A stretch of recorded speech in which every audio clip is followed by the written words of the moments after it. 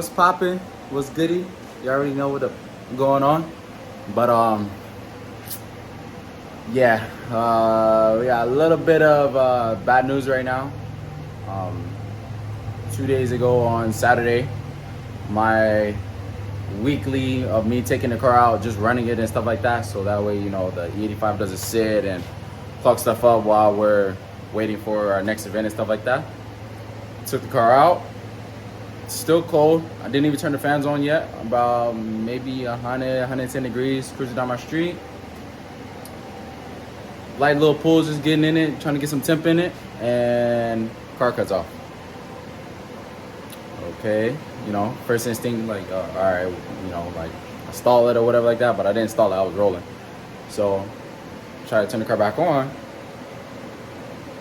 Car didn't start, and all you heard was clunk. So, pushed the car back home, got in the garage, and I took my camera. Well, I pulled the spark plugs, checking everything, making sure nothing didn't, you know, like, pop off or anything like that. But the way it sounded was just, like, disgusting. Pulled all the spark plugs out, and first instinct was, like, okay, grab the camera. Because the way it sounded is, like, you know, like, whatever reason it turned off, like, it was bad, like something happened. So I took my camera, checking all the cylinders. Everything was good until we got the cylinder 4. And when I went to go take cylinder 4 out, the spark plug wouldn't come out. So I literally had, you can see where it kind of like, let me see if I get it to focus. You can see where it bent the threads. Yeah. So I couldn't even take this out by hand. I had to take it out with my impact gun, put the camera down the hole, and lo and behold, there's a valve sitting on top of my piston. Yeah. I don't know what happened. I'm not blaming anybody, but you know, it's part of racing. But I'm just a little disappointed that, I don't know, however this freaking valve ended up breaking or snapping off in there or what happened, I don't know. So I'm about to get ready to take the motor out the car, take it back up to All Sport CNC. He builds my motors, you know.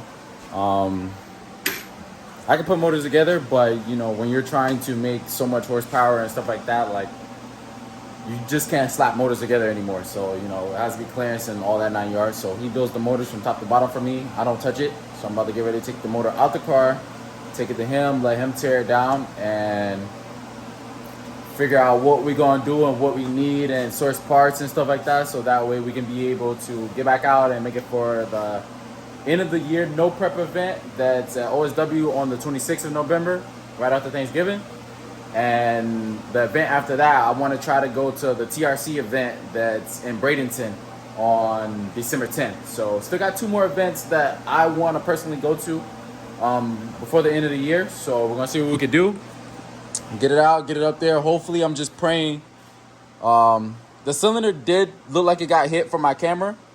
So I'm just praying that it didn't mess up my cylinder walls, because I don't want to have to bore out this block or trash the block, because that is a CSS block. And I've already, you know, messed up one CSS block, and it's not cheap. So I messed up this one. This one only seen 4 burnouts in testing, and, you know, it put a hole through it, shot out a manly rod. So, you know, I don't want to be 2 CSS blocks, you know, in the hole right now. I got a sleeve block that I can put together, but I don't want to put this one together yet, just for the simple fact that when I do this one, I want to take my time, and, you know, that's going to be for when we see 1,000 plus on some crazy. But yeah, so hopefully it didn't wreck the cylinder walls, and hopefully it didn't hit the inside of the head, and hopefully I still get to use my head and I don't got to find a new head or, you know, do anything crazy with the block. So everything looks good, though. It doesn't look like it jumped timing or anything like that. Like, the belt's tight, so I honestly am kind of confused on what happened and, you know, why it happened, because, you know, this is a fully built motor, you know, and stuff like that, and nothing in this motor was cheap or half done or, you know, half put together. Like, those valves are 6,000 competition plus valves. Everything in there is for air. for our rockers, springs retainers, valves, guides, like. So I don't know what happened, but anyways, we're gonna go ahead. I'm gonna get the motor out. I already talked to Allsport CNC. He said bring it as soon as I get out. So that's what we're gonna do. So you guys enjoy this time lapse of me pulling the motor out.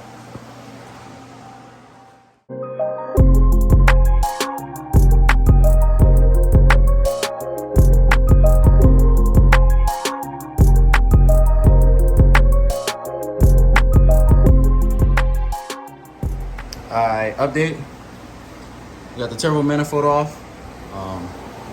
I built this car to be like still street car, taken out here and there and stuff like that, but I built it to be functional and easy to like get to everything.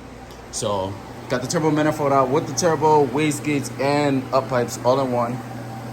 Disconnect that, got that out. I got the oil draining. Oh, and before anybody try to be like, oh, he doesn't change his oil, like come on, that oil's coming out of there crystal clear. The longest I have ever let oil sit in this car was maybe 2.5 weeks, and that was because break-in, dyno, and then right up before we went to the van, put fresh oil in it. So I change my oil every few times I run this car. Like I probably change it more than what I should be, but you already know. VR1. So we're gonna get back to this time lapse. I'm draining the oil out the motor. I'm gonna drain the oil out the trans next, let the water out, and then I could be able to take the whole coolant system off, one piece, take the manifold off with the rail injectors and everything, and then I should be ready to take the motor out in the next probably 20-30 minutes.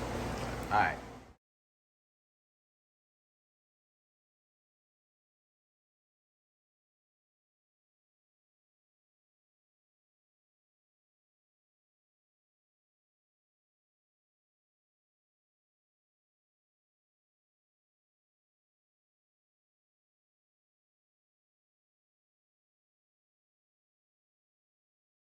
All right, another update.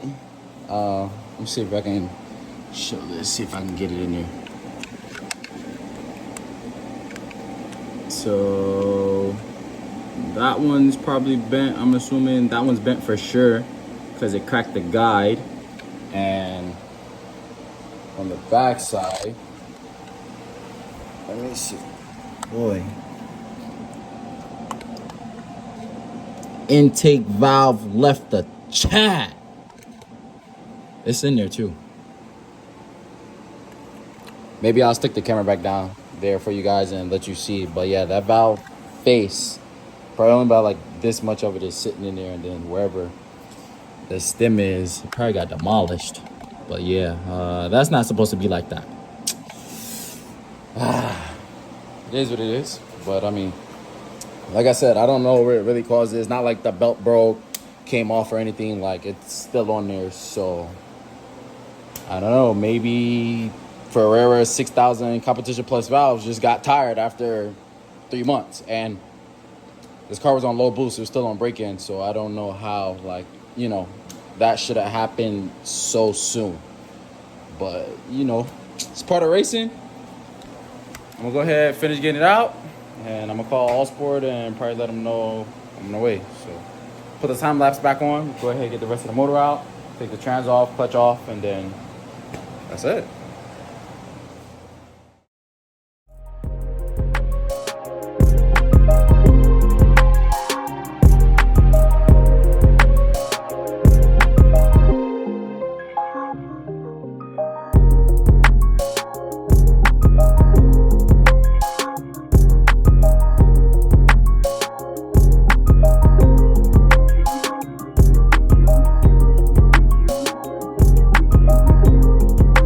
Alright, just got the motor out. About to go ahead and finish taking off the accessories, take off the trans, clutch, and go ahead and get it loaded up in my car. And go ahead and take our trip from St. Cloud to Sanford, D-Land area, go see Allsport, and I'll keep you guys updated on what he says, or what he thinks could have happened or what was the problem or what caused it. But until we get the update on that, you already know.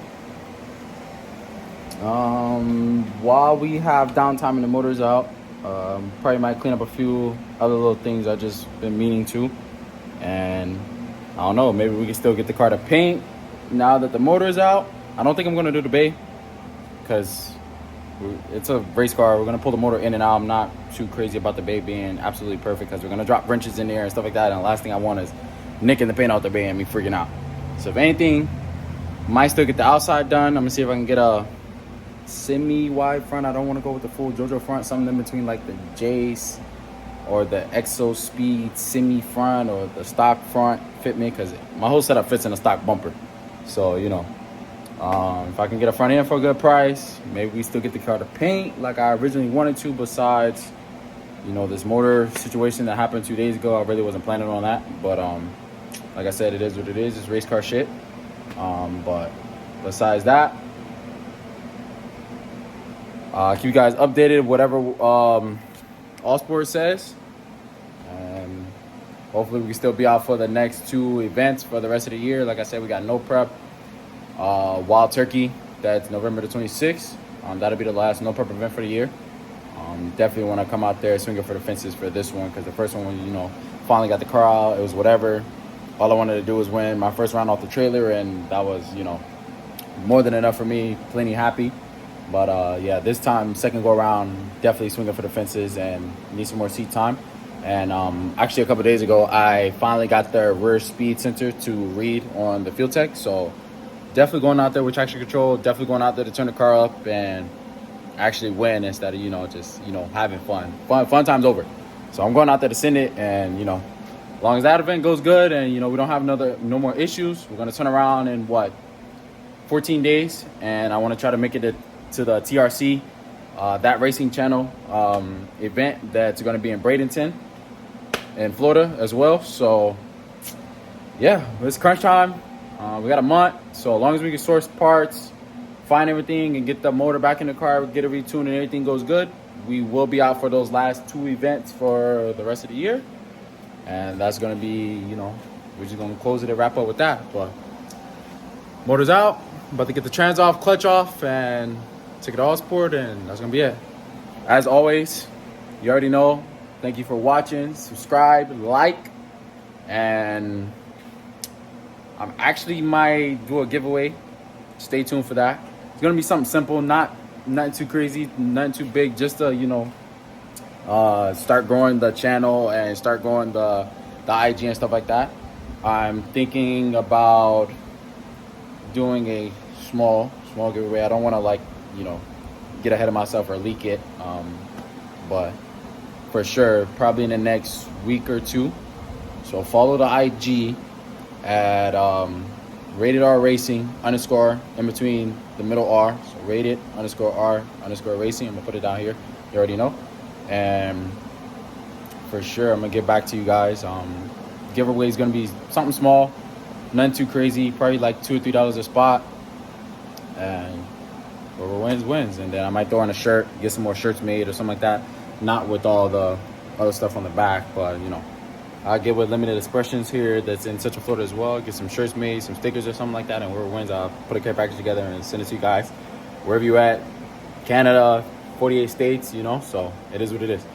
But that's gonna be it for this video. Like I said, comment, subscribe, like. Appreciate you guys for watching. Peace out.